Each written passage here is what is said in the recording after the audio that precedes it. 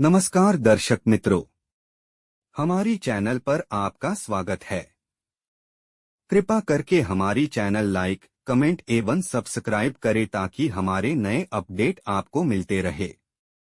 चलिए शिव पुराण में समुद्र मंथन कथा के बारे में बात करते हैं। एक बार की बात है, शिवजी के दर्शनों के लिए दुर्वासा ऋषि अपने शिष्यों के साथ कैलाश जा रहे थे। मार्ग में उन्हें देवराज इंद्र मिले। इंद्र ने दुर्वासा ऋषि और उनके शिष्यों को भक्तिपूर्वक प्रणाम किया। तब दुर्वासा ने इंद्र को आशीर्वाद देकर विष्णु भगवान का पारिजात पुष्प प्रदान किया। इंद्रासन के गर्भ में चूर इंद्र ने उस पुष्प को अपने ऐरावत हाथी के मस्तक पर रख दिया। उस पुष्प का स्पर्श होते ही ऐरावत सहसा विष्णु भगवान के समान तेजस्वी हो गया। उसने इंद्र का परित्याग कर दिया और उस दिव्य पुष्प को कुचलते हुए वन की ओर चला गया। इंद्र द्वारा भगवान विष्णु के पुष्प का तिरस्कार होते देखकर दुर्वासा ऋषि के क्रोध की सीमा न रही। उन्होंने देवराज इंद्र को लक्ष्मी से हीन हो जाने का शाप दे दिया। दुर्वासा मुनि के शाप के फलस्वरूप लक्ष्मी उसी क्षण स्वर्गलोक को छोड़कर अदृश्य हो गईं। लक्ष्मी के चले जाने से इंद्र आदि देवता निर्बल और श्रीहीन हो गए। उनका वैभव लुप्त हो गया। इंद्र को बलहीन जानकर दैत्यों ने स्वर्ग पर आक्रमण कर दिया और देवगण को पराजित करके स्वर्ग के राज्य पर अपनी परचम फहरा दिया। तब इंद्र देवगुरु बृहस्पति और अन्य देवताओं के साथ ब्रह्मा जी की सभा में उपस्थित हुए। तब ब्रह्मा जी बोले, देवेंद्र, भगवान विष्णु के भोगरूपी पुष्प का अपमान करने के कारण रुष्ट होकर भगवती लक्ष्मी तुम्हारे पास से चली गई हैं। उन्हें पुनः प्रसन्न करने के लिए तुम भगवान नारायण की कृपादृष्टि प्राप्त करो। उनके आशीर्वाद से तुम्हें खोया वैभव पुनः मिल जाएगा।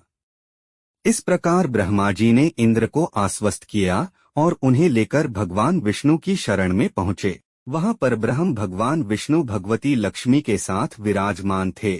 देवगण भगवान विष्णु की स्तुति करते हुए बोले, भगवान, आपके श्री चरणों में हमारा बारंबार प्रणाम। भगवान, हम सब जिस उद्देश्य से आपकी शरण में आए हैं, कृपा करके आप उसे पूरा कीजिए। दुर्वासा ऋषि के शाप के कारण माता लक्ष्मी हमसे रूठ गई हैं और दैत्यों ने हमें पराजित कर स्वर्ग पर अधिकार कर लिया है। अब हम आपकी शरण में हैं, हमारी रक्षा कीजिए। भगवान विष्णु त्रिकालदर्शी हैं। वे पल भर में ही देवताओं के मन की बात जान गए। तब वे देवगण से बोले, देवगण, मेरी बात ध्यानपूर्वक सुने, क्योंकि केवल यही तुम्हारे कल्याण का उपाय है। दैत्यों पर इस समय काल की विशेष कृपा है, इसलिए जब तक तुम्हारे उत्कर्ष और दैत्यों के पतन का समय नहीं आता, तब तक तुम उनसे संधि कर लो। क्षीरसागर के गर्भ में अनेक दिव्य पदार्थों के साथ साथ अमृत भी छिपा है। उसे पीने वाले के सामने मृत्यु भी पराजित हो जाती है। इसके लिए तुम्हें समुद्र मंथन करना होगा। यह कार्य अत्यंत दुष्कर है, अतः इस कार्य में दैत्यों से सहायता लो। कूटनीति भी यही कहती है कि आवश्यकता पड़ने पर शत्रुओं को भी मित्र बना लेना चाहिए। तत्पश्चात अमृत पीकर अमर हो जाओ, तब दुष्ट दैत्य भी तुम्हारा अहित नहीं कर सकेंगे। देवगण वे जो शर्त रखें उसे स्वाकीर कर लें। यह बात याद रखें कि शांति से सभी कार्य बन जाते हैं, क्रोध करने से कुछ नहीं होता। भगवान विष्णु के परामर्श के अनुसार इंद्रादि देवगण दैत्यराज बलि के पास संधि का प्रस्ताव लेकर गए और उन्हें अमृत के बारे में बताकर समुद्र मंथन के लिए तैयार कर लिया। समुद्र मंथन के लिए समुद्र में मंदराचल को स्थापित कर वासुकी नाग को रस्सी बनाया गया। तत्पश्चात दोनों पक्ष अमृत प्राप्ति के लिए समुद्र मंथन करने लगे। अमृत पाने की इच्छा से सभी बड़े जोश और वेग से मंथन कर रहे थे। सहसा तभी समुद्र में से कालकूट नामक भयंकर विष निकला। उस विष की अग्नि से 10 दिशाएं जलने लगीं। समस्त प्राणियों में हाहाकार मच गया।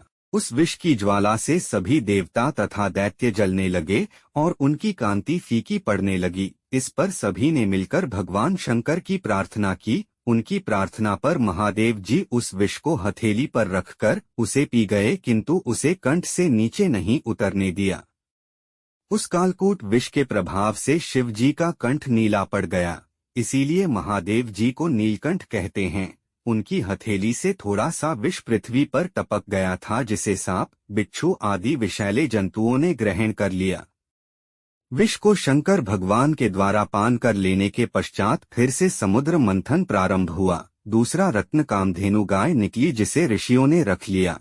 फिर उच्चैश्रवा घोड़ा निकला जिसे दैत्यराज बलि ने रख लिया। उसके बाद ऐरावत हाथी निकला जिसे देवराज इंद्र ने ग्रहण किया। ऐरावत के पश्चात कौस्तुभमणि समुद्र से निकली, उसे विष्णु भगवान ने रख लिया। फिर कल्पद्रुम निकला और रंभा नामक अप्सरा निकली, इन दोनों को देवलोक में रख लिया गया। आगे फिर समुद्र को मथने से लक्ष्मी जी निकली। लक्ष्मी जी ने स्वयं ही भगवान विष्णु को वर लिया। उसके बाद कन्या के रूप में वारुणी प्रकट हुई जिसे दैत्यों ने ग्रहण किया। फिर एक के पश्चात एक चंद्रमा, पारिजात वृक्ष तथा शंख निकले और अंत में धन्वंतरी वैद्य अमृत का घट लेकर प्रकट हुए। आज के लिए बस इतना ही। मेरे सारे भाई और बहनों को विनती है कि आप हमारे शिव पुराण के अगले वीडियो भी देखें। कमेंट में हर हर महादेव लिखना ना भूले। कृपा करके अपना ख्याल रखें। मिलते हैं अगले वीडियो में। धन्यवाद।